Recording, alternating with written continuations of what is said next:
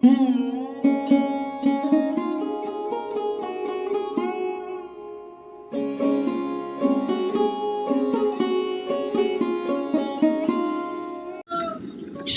সকাল আমার প্রিয় বন্ধুরা, যে যেখানেই আছো আশা করি তোমরা সকলেই ভালো আছো। আর তোমাদের আশীর্বাদ আর ভালোবাসায় আমিও ভালো আছি। আর রূপার রূপকথা চ্যানেল থেকে সবাইকে স্বাগত। তো এখন কিন্তু বাজে 8টা, আর আজকে একটু দেরি করেই ঘুম থেকে উঠেছি। ঘুম থেকে নিজে উঠে আগে ফ্রেশ হয়েছি।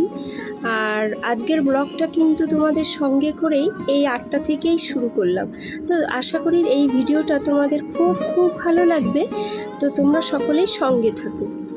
তো চলো, আজকে ঘুম থেকে উঠে নিজে ফ্রেশ হয়ে চলে এলাম কিন্তু রান্নাঘরে এসেই কিন্তু আগে গ্যাস ওভেনটা পরিষ্কার করছি।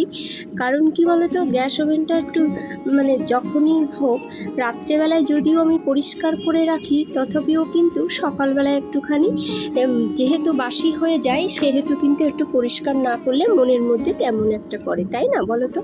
তো যাই হোক, এই যে আমার গ্যাস ওভেনটা সুন্দর করে মোছা হয়ে গেছে। তো দেখো কত সুন্দর লাগে, তাই না বলো তো। তো যাই হোক, এই যে আমার গ্যাস ওভেনটা মোছা হয়ে গেছে। এবার কিন্তু চলে গেলাম আমি ঘর দোরগুলো একটুখানি ঝাড় দিয়ে নেবো। তো চলো, ঘর দোরগুলো একটুখানি ভালো করে ঝাড় দিয়ে দিই।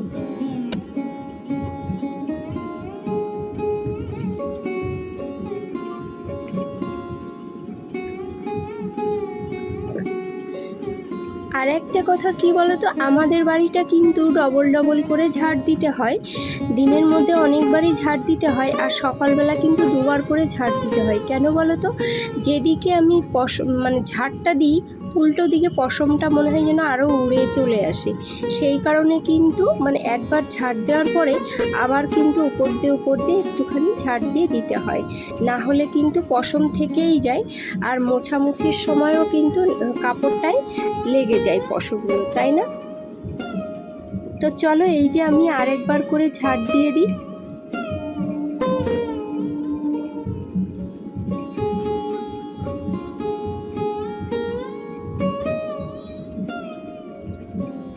আমাদের বাড়িতে আগে যখন লোকজন আসা যাওয়া ছিল, তখন কিন্তু এই পশমের উপদ্রবটা ছিল না যেহেতু।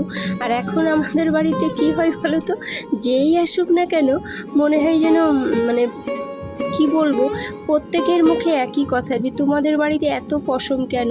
তো তোমরা কমেন্ট বক্সে জানিও তো, যে যাদের বাড়িতে এরকম আছে ডগি, তাদের এই পশম ওঠার জন্য কি করো তোমরা।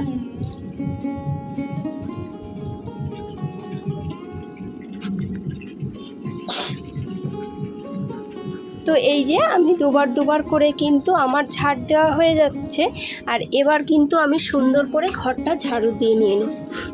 ঝাড়ু তো দেওয়াই হয়ে গেছে। এবার আমি ঘরটা সুন্দর করে কিন্তু একটু মুছে নেব।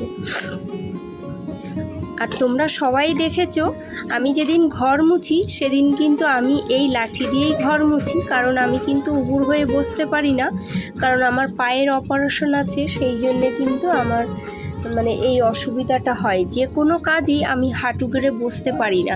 সেই কারণে যদি আমার হ্যান্ড হেল্পিং যদি না আসে, তাহলে কিন্তু আমি নিজে এই লাঠি দিয়েই ঘরটা মুছে নিই।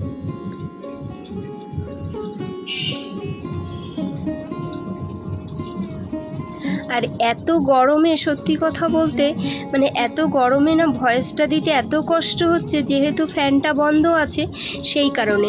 আর তোমরা আমাকে এতটাই ভালোবাসো, সেই ভালোবাসার জন্য তো এটুকু আমি করতেই পারি, তাই না বলো।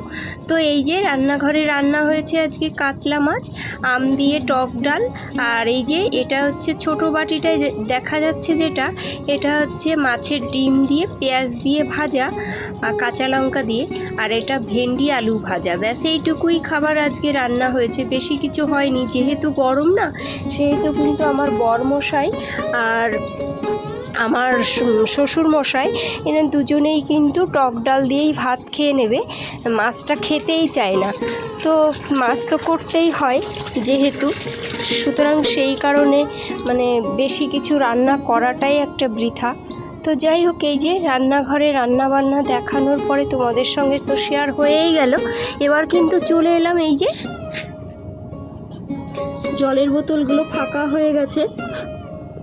আর প্রত্যেকটা ভিডিওতে তো আমি একই কথাই বলি যে এই সময়টাই কিন্তু প্রত্যেকের বাড়িতে একটু জল খরচটা বেশি হয়। তো জল মানে দিনের মধ্যে অনেকবারই জলটা আমার ভরতে হয়। এখানে যদি আমি 10টা বোতলে জল ভরি তো ফ্রিজে 5 বোতল চলে যায়। তো এই যে আমি বোতলগুলো ভরে নেব এবার। আর সকালবেলায় জলের বোতলগুলোয় জল ভরা থাকলে না সুবিধাই হয়, কারণ একটু পরেই রোদ্দুরের এতটা তাপ হয়ে যাবে, মানে তখন কি বলো তো, মানে কোনো কাজেই আর ভালো লাগে না। আর কি হয় বলো তো, যে ঘরে যতই এসি থাকুক না কেন, তুমি ঘরের মধ্যে কতক্ষণ বসে থাকবে? বসে থাকার তো কাজ নয়, সারা বাড়িতেই ঘুরে ঘুরে কাজ থাকে।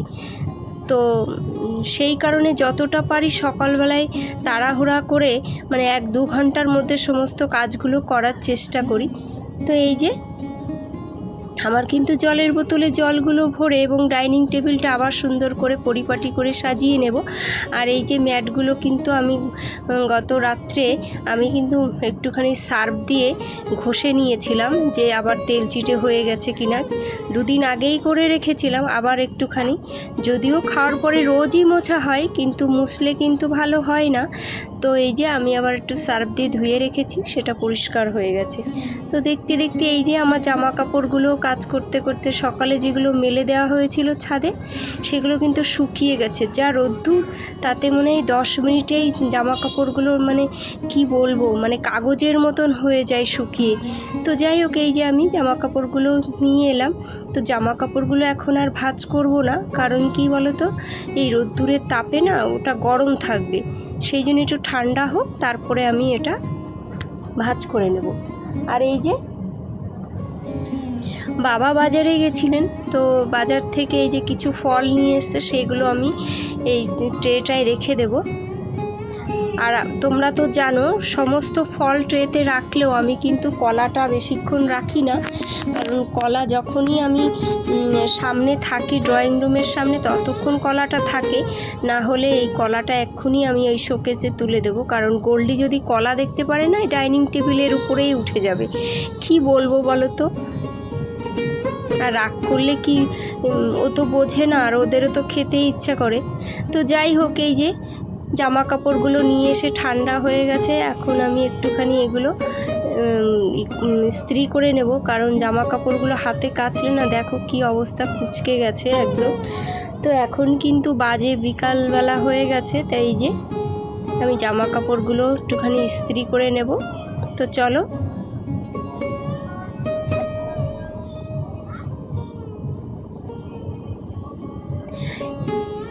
একটা কথা বলি তোমাদের, জানো তো কিছুদিন আগে মানে এই ইস্ত্রি করতে গিয়ে এটা মানে সোজা করে রেখেছিলাম ইস্ত্রিটা, আর সেটা মানে সঙ্গে সঙ্গে কাত হয়ে আমার হাতের উপরে পড়েছিল। তা অনেকটাই আমার পুড়ে গেছিলো। তা কিছুদিন ধরে ওড়না দিয়ে ঢেকে ঢেকে চলেছি, যাতে আমার বরমশাই বা শ্বশুরমশাই না দেখেন। তো আজও কিন্তু তারা জানে না। তো একদিন হঠাৎ করে আমার শ্বশুরমশাই বলেন যে, ছোটো মা তোমার হাতে কী হয়েছে, কী করে পুড়লো?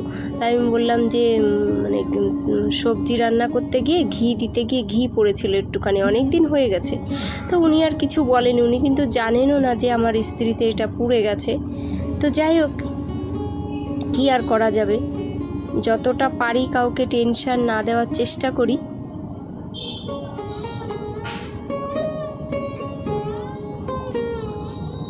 সংসার জীবনে তো অনেক কিছুই হয় বলো তো, সব সময় ধরলে কি হয়, এটা ওটা জ্বর সর্দি কাশি তো হতেই পারে, মানুষ মাত্রেই শরীর খারাপ হতে পারে, ওটা নিয়ে আমি আর আজকাল ভাবি না বেশি কিছু।